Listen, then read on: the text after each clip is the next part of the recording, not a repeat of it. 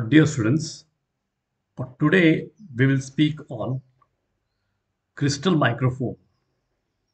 It is a topic in audio systems in applications of electronic engineering. So today we'll take the part of crystal microphone. Now the heading will be a crystal microphone. A crystal microphone is also called as piezoelectric microphone because it is basically going to convert mechanical vibrations into electrical signal using the principle of piezoelectricity. So here we know that piezoelectric material can convert mechanical vibrations into electrical signal, the vice versa of the main principle. Okay. So it is the ability of these materials to produce a voltage when they undergo pressure. And piezo transducers are often used as microphone elements for this type of crystal microphones. If you see the basic definition, a microphone in which sound waves vibrate a piezoelectric crystal that generates a varying voltage. So you are going to apply mechanical vibration to the piezoelectric material, and then that material is going to produce a corresponding voltage. Now that voltage will be your simulating as the mechanical vibration.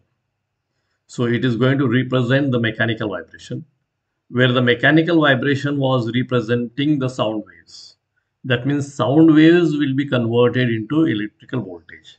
That means sound energy is converted into electrical energy. The basic principle of microphone is fulfilled here. So if you see a diagram of piezoelectric or crystal microphone, so you can see here that here you are showing a diaphragm. Okay, so here you are showing a diaphragm. So this is your diaphragm. Okay, now this is a thin material. Now to this diaphragm, you are going to strike the sound waves. The sound waves are going to strike on this diaphragm. So these are the sound waves. Sound waves. Okay, when these sound waves strike the diaphragm, okay, the diaphragm will vibrate mechanically. So there will be a vibration here, mechanical vibration.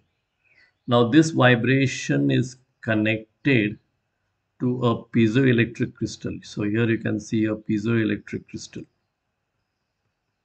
Okay, when this piezoelectric crystal undergoes that vibration, okay, so it is undergoing deformation, and when it undergoes vibration, when it undergoes mechanical vibration, it will produce a electrical voltage across the crystal, and that electrical voltage you can tap with this wires over here and take it as output here. So here you will get a electrical voltage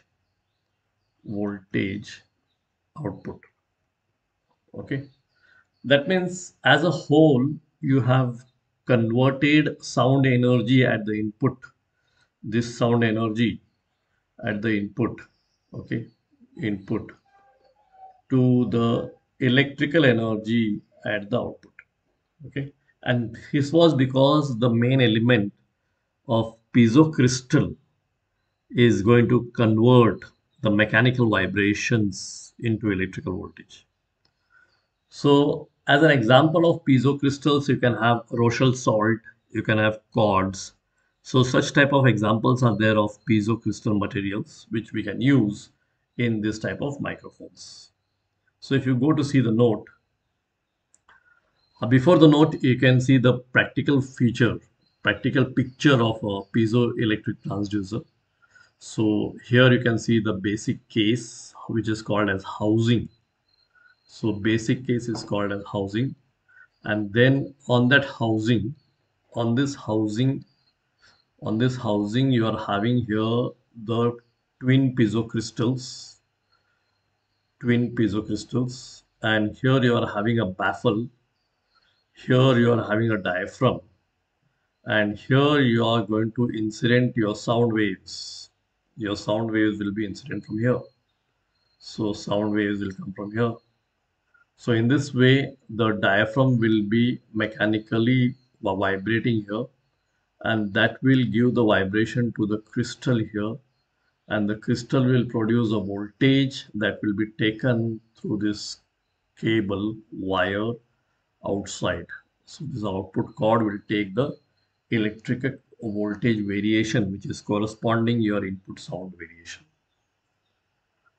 So if you go to see the note on that, the crystal microphone uses the piezoelectric effect of Rochelle salt, quartz, or other crystalline materials. This means that when mechanical stress is placed upon the material, a voltage electromagnetic force EMF is generated. Since a Rochelle salt has the largest voltage output for a given mechanical stress, it is most commonly used crystal in microphones.